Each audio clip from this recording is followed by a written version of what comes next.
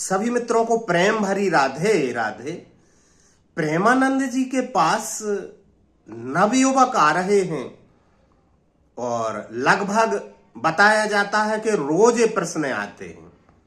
प्रश्न अजीब हैं, आप भी चौंक जाएंगे। प्रश्न आते हैं हस्त मैथुन से संबंधित। नवयुवक प्रेमानंद जी महाराज से पूछते हैं कि महाराज जी मैं बहुत दुखी हूं, कृपा करो हस्त मैथुन छूट जाए, क्योंकि हस्त मैथुन से गंदे विचार आने लगे हैं, शरीर कमजोर हो गया है। कल ही एक युवक आया, वो बोल रहा कि मैं दवाइयां चल रही हैं, बहुत कमजोरी आ गई शरीर में, आप कृपा करें कि हस्त मैथुन छूट जाए।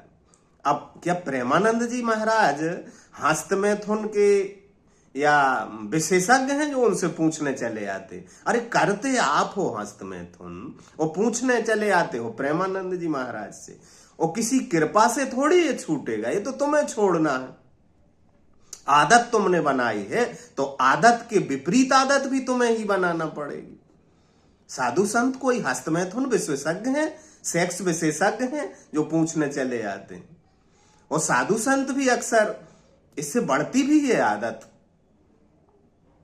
पूछने आ जाते हैं। और पहली बात तो एक क्रिया ही नैसर्गिक है, प्राकृतिक है। वीर्य का बनना और मन का विपरीत लिंग की तरफ आकर्षित होना, ये प्राकृतिक क्रिया है, इसे कोई जीत नहीं सकता।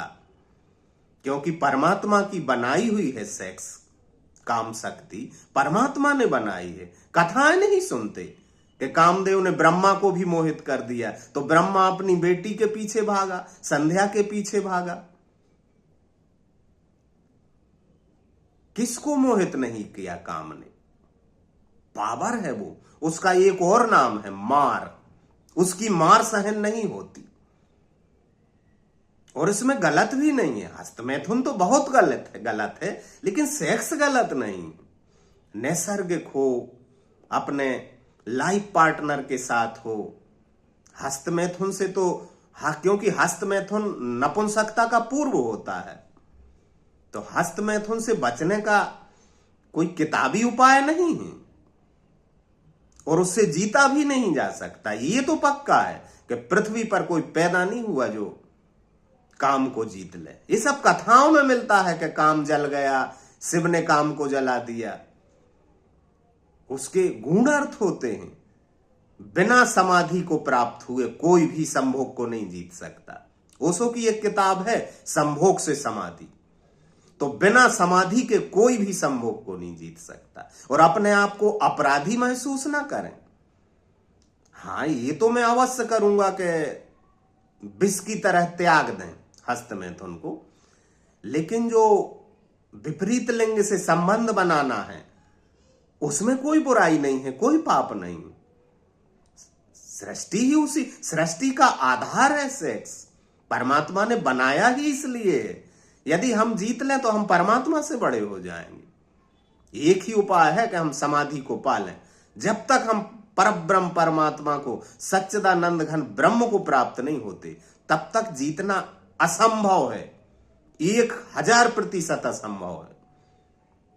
और अपराधी महसूस कोई ना करे इसको, क्योंकि परमात्मा ने बनाया है तो उस क्रिया को, उस काम शक्ति का सृजन परमात्मा ने किया है, तो हम जिम्मेदार कैसे हो सकते हैं उसमें? क्योंकि बनाए परमात्मा और पाप के भागी हम हो जाएं, ऐसा थोड़ी होता है। हम सेक्स करें, परमात्मा ने इसलिए ही बनाया है, लेकिन वो भी शास्त्र अनुकूल हो, वैवाहिक जीवन हो सुखमय। और जीतने का तो एक ही उपाय है, काम को जीतने का एक ही उपाय है कि राम हो जाए। बिना राम हुए काम को नहीं जीता जा सकता। तो राम होना पड़ेगा, और राम होने के लिए अपने भीतर उतरना पड़ेगा। पहले अपने भीतर के राम को खोजना पड़ेगा ना। भगवान कृष्ण कहते ना कि पहले तू अपने में मुझे देखेगा और फिर संसार में ब्रह्म को देखेगा। तो अपने भीतर उतरें और समाधि को पालें तो संभोग के पार हो जाएंगे। और कोई उपाय नहीं। ध्यान को जाने, ध्यान में उतरें और परम ध्यान को पालें, अपने आप को पालें। तो वो परम सुख है। समाधि का सुख इतना बड़ा है कि संभोग के क्षणिक सुख के पार हो जाता है व्यक्ति। इसलिए तो ओशो के प्रवचन श्रृंखला का नाम है संभोग से समाधि, from sex to super consciousness. ना तो ब्रह्मचर्य की किताबें पढ़ के तुम ब्रह्मचारी हो जाओगे और ना बाबाओं के सत्संग से ब्रह्मचारी हो पाओगे। कोई उपाय नहीं, क्योंकि परमात्मा की बनाई हुई कीर्ति को तुम कैसे जीत सकते हो। इसलिए एक सहायता मैं अवश्य कर सकता हूं कि यदि सेक्स उठता है तो एक सहायता कर सकता हूं कि आप अपने आप को अपराधी ना माने। अपराधी हैं भी नहीं, क्योंकि बनाया परमात्मा ने और अपराधी हम। हां, उसके पार जाने के लिए जिसने उसे बनाया है उसका सहारा लें।